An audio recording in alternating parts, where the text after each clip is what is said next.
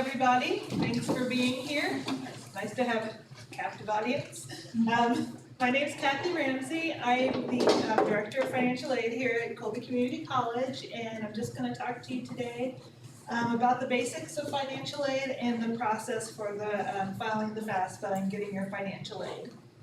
So some of the things we're going to talk about today are federal student aid, state aid, institutional aid, that's aid from your college, and scholarships from other sources, what we call external scholarships. We will answer what is financial aid, how do you get it, how much you can get, how you apply, what happens after you apply, and where you can get more information. And also, on the table there, right over there, right where you come in, there is also an information sheet that has some frequently asked questions, our disbursement dates, information about different types of loans. So if you want to grab one on the way out, it will have some information that might be helpful for you. So what is financial aid? So basically it's money to pay for college or career school. And that can be a combination of grants and scholarships, which are the most beneficial because those are free and don't have to be repaid. Then work study, which is basically you work usually an on-campus job and you get paid just like any other job, but the funds come from the federal government to help pay your wages, and those are excluded from your financial aid calculation as far as the income is excluded from that calculation that they do to determine how much you can pay. So it's beneficial in that way. And then loans would be the least beneficial because those do have to be repaid, but if you need loans to help pay, those can be available. And you can get information about the different types of aid at studentaid.gov. There are some other programs, but these are the most common. So who can get federal student aid? That would be any U.S. citizen or eligible non-citizen. You have to have a valid social security number, have a high school diploma or equivalent, and be making satisfactory academic progress, which just means maintaining a 2.0 grade point average and completing at least 67% of the courses that you attempt, which W's and F's would count against that. And there is, this is just kind of the basic ones. There's some other eligibility requirements, which is also at the studentaid.gov site. So other types of financial aid come from states, colleges, and private scholarships, and they'll have their own awarding criteria and guidelines. So you'll need to check into those to see what you need to qualify. There is some links here for finding scholarships. Studentaid.gov has a scholarship site. We have an external scholarship list on our website. And then also for Kansas residents, the Kansas Board of Regents scholarship site has a lot of information on scholarships you can get through the state. So how much can you get? So this is the maximum. Well, it depends on your financial need. So that is determined by your expected family contribution and your cost of attendance. So the EFC comes from what you report on the FAFSA. So that is your income, assets, for most of you, parent income and assets. All of that is calculated and on your FAFSA, and it comes out with your expected family contribution. And then the cost of attendance is your tuition, fees, room and board. Those are what's called your direct costs because they're billed to you by the school if you live on campus. And then there's what's called indirect costs, which are just things that you would need to help you be successful in school, like transportation expenses, living expenses, and other miscellaneous expenses.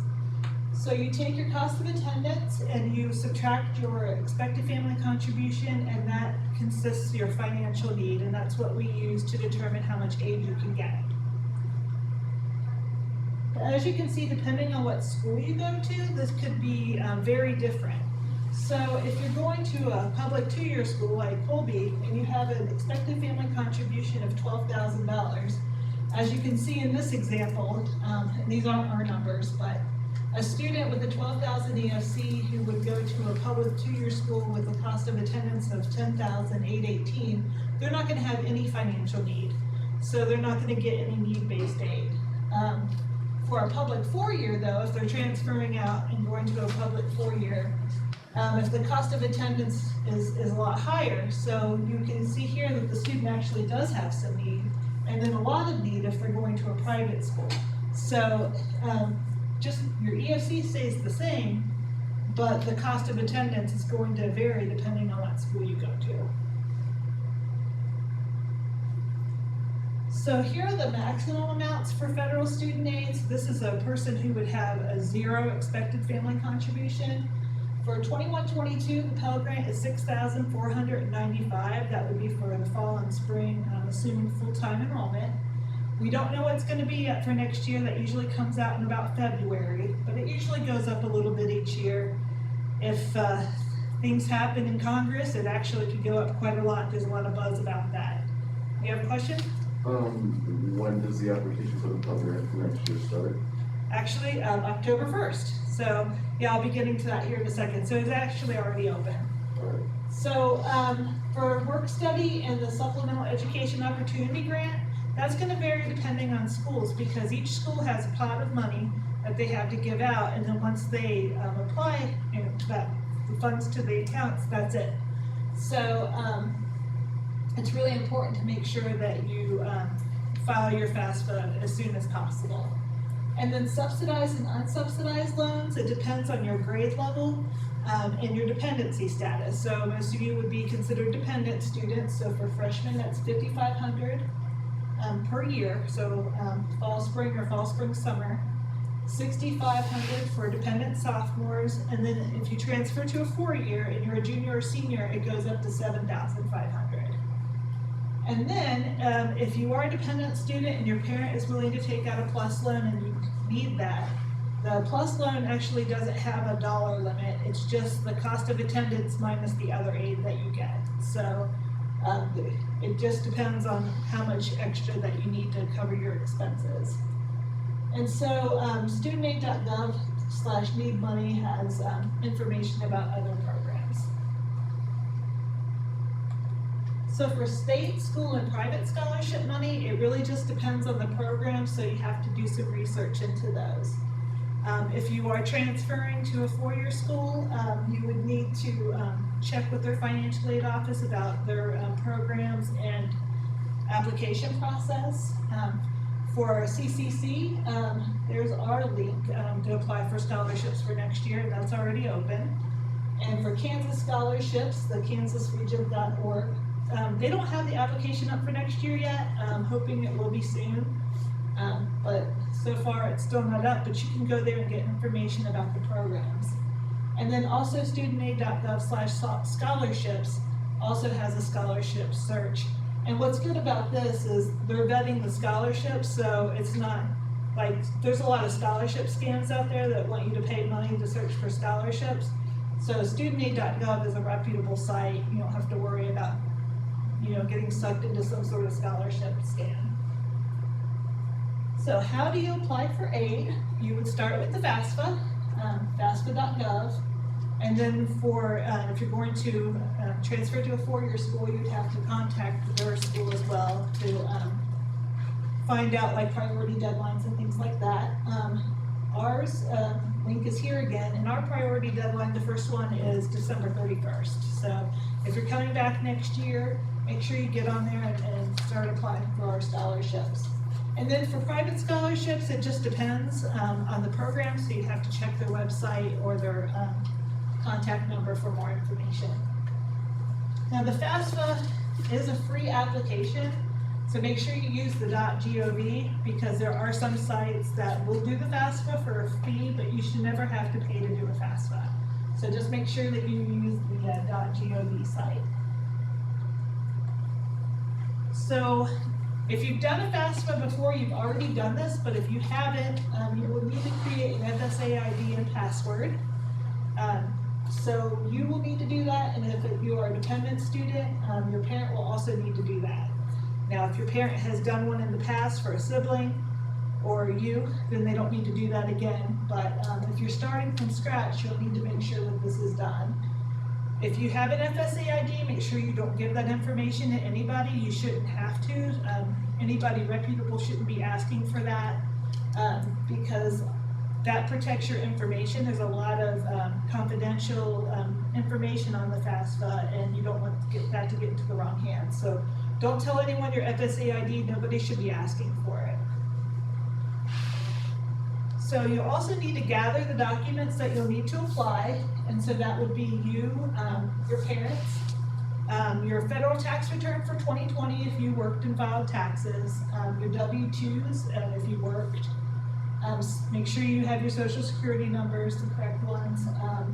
Any untaxed income records, that's usually things like child support, things like that.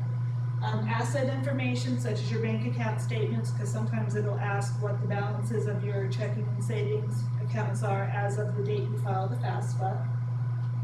Computer, and then also if you want to get an idea of what the questions are beforehand, you can get a FAFSA on the web worksheet at studentaid.gov. One thing to know about the worksheet, it has all the questions that they could possibly ask. You may not be asked all those questions because they do skip logic depending on how you answer other questions like your income and things like that.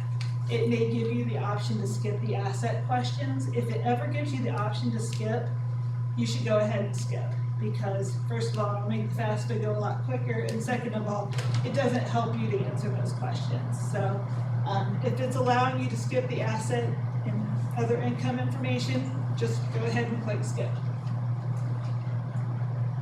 So FAFSA.gov again, October 1st is when you need to apply. Different state deadlines vary. Priority deadlines in Kansas is April 1st. That's to be considered for the Kansas Board of Regents scholarships, but really it's best to do it well before then. If you use your FSA ID to start the application, that will save a lot of time because then your information, a lot of it, like personal information, will already be populated into the form. If you need help with it, first you can always come into our office or contact us, but if it's over break or something and we're not available, you can also contact 1-800-4FED-AID, and there's also a live chat on the website, and also there's some help functions. So their hours of operation are also a lot broader than ours. So if it's after hours or something like that, and you just want to get it over with, feel free to call them or contact us. We're happy to help. And then also, this is really important, watch for the confirmation page that says it's been submitted, because sometimes if you don't get to the confirmation page, it'll be saved, but it won't actually be submitted. It'll just sit there in limbo until you come back and submit it. So make sure that you get the confirmation page, and I'll show you what that looks like later, and then you can go ahead and log out. Now, once you've applied, watch for emails or letters from the schools you are considering. So each school's process for processing financial aid is a little different, so they may send you forms that you'll need to complete. And that usually goes to your official school email. So if you're transferring out to a four-year school, make sure you're checking that email that you've received as well. For us, it would come to your Trojan email.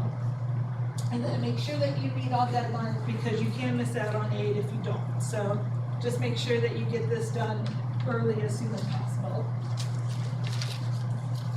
So here's some frequently asked questions about the FAFSA. So if your parents are divorced, the parent that you would put on the FAFSA is the parent that you are with most of the time. Now, once you're off to college, or if it's 50-50, then it would be the parent that provides more financial support. So ultimately, those questions are yours and your parents to answer, so it's up to you. But you would just put one parent, not both, on there. Whichever one you're with the most, or who provides more support. If your parent is remarried, you do need to include the income of your step-parent. When you do the FAFSA, it does get put through other agencies such as the IRS, Social Security, Department of Homeland Security. So they're gonna know if your parent's married, and if you leave it off, it's just gonna trigger a verification flag, and you'll end up getting your FAFSA audited. It's kind of messy. So if your parent is remarried, go ahead and put that information on there. If you provide your own support, you still have to list your parents if you can't answer yes to any of the dependency questions that the FAFSA asks. So it asks a series of questions. I believe it's about 13. If you can't answer yes to any of those, you are still considered dependent, even if you provide your own support. I don't like that, I don't think it's fair, but those are the rules that Congress made, and so that's what we have to abide by. There are some special circumstances that I'll talk about later, but for most people, even if you're self-supporting, you still have to include your parents if you're otherwise dependent. Now, if your family owns a business and it has less than 100 employees, or it's a family-owned business, that business value is not included on the FAFSA. So that's a common mistake people make. You don't need to include your business value if it's a family business with less than 100 employees. Also, with farms, it'll ask about the value of investment farms. So that is different from a family farm. So if your family lives on and farms the land, that's not considered an investment farm, so you wouldn't have to put the value of that on the FAFSA. So what is included as an asset? So some of these might not be too familiar with, your parents might be. Real estate, but not the home that you live in. Trust funds, if anybody's lucky enough to have a trust fund, I'm not. Stocks, mutual funds, bonds, any education savings accounts, those are considered an asset. So if you are asked the asset questions, you do have to provide the value of those. But what's not included as an asset, again, the value of the home you live in. If there's life insurance that has value, you don't have to include that. And any retirement plans. So your parents might have like a 401k or an IRA. And if they have mutual funds or stocks or anything that's a part of a retirement plan, those actually are not included either. So that's a very common mistake that people make that actually can cost them financial aid eligibility or as much aid as they could possibly get by including that. So make sure that if it's a retirement, that's not included. So one of the best ways, if you can use the IRS data retrieval tool, it's best to use it, because what will happen is when you use the IRS data retrieval tool, the IRS will actually put all of the information about your adjusted gross income and your wages and all that. It all gets transferred over directly from the IRS, so you don't have any errors in that way. Plus, if you do get selected for verification, you already have your tax information, so that's one less thing you have to provide the school. So this is a much more secure way as well to get your information onto the FAFSA. So this is, if you're eligible to use it, this is what it'll look like, and you'll have to click Proceed to the IRS. And then there's this landing page here where are you sure? Yeah, proceed to the IRS. Now this is where you're going to enter information as it's on your tax return. This can be a little tricky sometimes because it has to be exactly the way you put it on your tax return. So say you live on a road and you wrote ROAD on your taxes, you would need to put ROAD over here because sometimes it gets confused and it'll act like it doesn't know you. So once you get that in, you click Submit. And it'll take you to this page and it'll tell you all the things that are going to be transferred over. Now this screenshot's kind of cut off. You're actually given two options, but you want to choose this option. You check the box and you click Transfer Now. For some reason, there's an option to leave and go back to the FAFSA, but if you do that, then your stuff's not transferred. If you've gone this far, I don't know why you wouldn't want to transfer it, but yes, sir. They have to give you that option. So make sure that you choose Transfer Now, and you'll know you're successful when you get back here, and it might look a little different because this is kind of an old screenshot, but you see where it says in bold, transferred from the IRS? It'll be like that, and you can just kind of click through until it gets to questions where it's asking you anything. Now, it shouldn't give you the option to change anything that's transferred from the IRS, but if it does, don't change it, because that'll just make it all null and void. So here are some other common errors on the FAFSA. Social security numbers, make sure that those are put in correctly. And especially if a parent is primarily doing the FAFSA for you, make sure that the parent's not putting in their social as yours or vice versa, because that can really mess things up.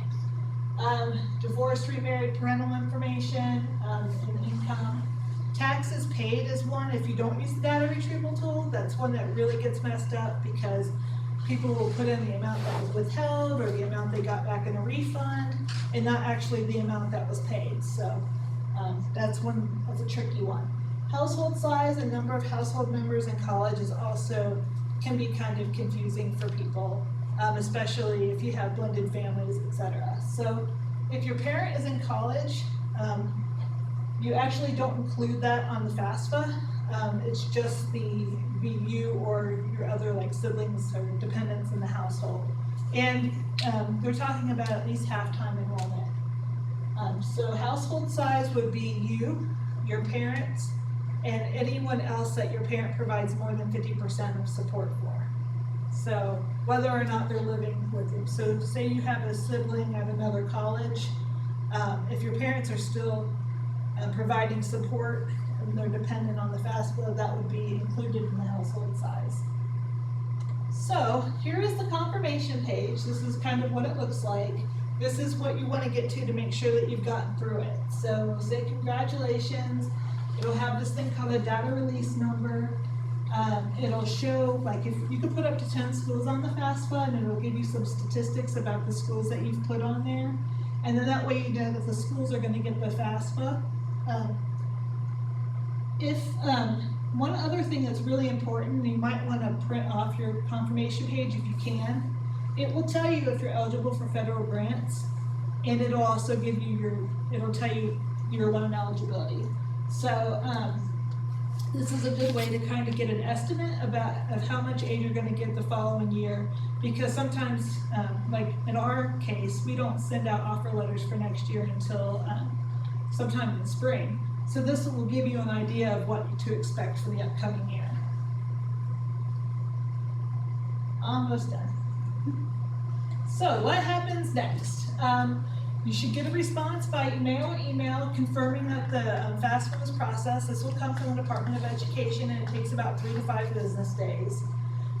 It's a good idea to double check, especially if your expected family contribution is a lot higher or lower than what you expected, just to make sure that everything was put in correct. I've seen instances where the parents have put in their income as the student's income, and then like effectively doubled the family income.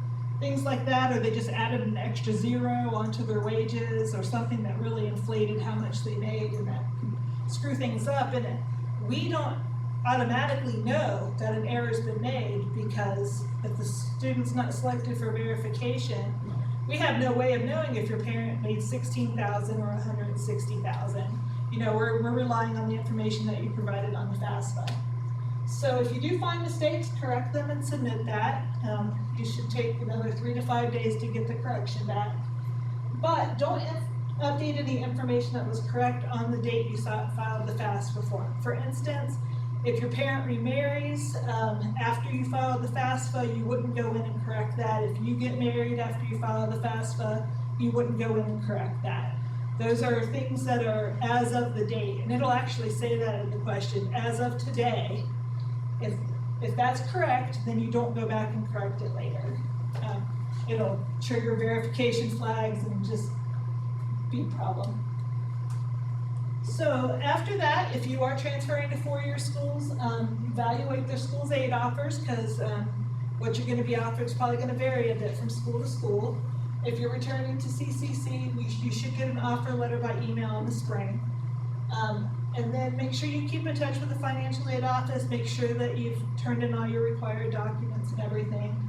For us, you'll know in the summer when you get your bill, if you see your financial aid on there as anticipated aid, then you know that you're on the right track, because that means that we've gotten it and processed it. If you don't see it on there, then please get into contact with us as soon as possible so that we can make sure that it's either something on our end or something on your end, but either way, something needs to get taken care of so that your aid is applied to your bill. So the FAFSA goes 2 years back, and especially with COVID, there's been a lot of changes in family income, families in general. So there are special circumstances that can be taken into consideration for that. So say there's a change in employment status, either parent loses their job or gets a lower paying job, or if there's medical bills that are paid that weren't covered by insurance, or parents divorced or widowed, or if you as a student can't get information from your parents due to an abusive situation or incarceration. These are just some examples of a special circumstance. There's many more, but these are the most common. Another one would be if your parent, say for instance, they lost their job due to COVID and had to tap into their retirement funds to help pay the bills. That would be what's called a one-time lump sum, and sometimes we can exclude that because it's kind of artificially inflating your family's income when they just took money out to kind of help pay the bills. Anyway, if you have any sort of special circumstance, you can contact our office. These processes do vary depending on what school you're at. So if you are transferring to a 4-year, make sure you contact their office if you think you have a special circumstance, you want to be considered for that, and they'll walk you through the process. We have a form and it tells you kind of what information that we'll need to process that for you. So do keep in mind that this is something that you might be able to do. The decision made by the school is final. It's not appealable to the Department of Education. It really is kind of a professional judgment situation. So the kind of questions that you might be asked or the documents that you might need to provide are going to vary from school to school.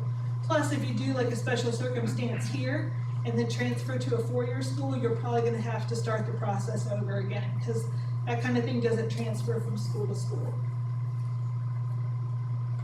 So here's where you can get some more info. StudentAid.gov is a great resource. KansasRegents.org/students also has information about Kansas colleges and universities and about CAPOR scholarships. And then also our website. So here is my contact information. If anybody has any questions, and if you guys have any questions now, does anybody have any? Okay, I know it was a lot to take in. I was trying to balance things that you needed to know versus too much information. So if you do have any questions, please feel free to email us or give me a call. All right? Thank you.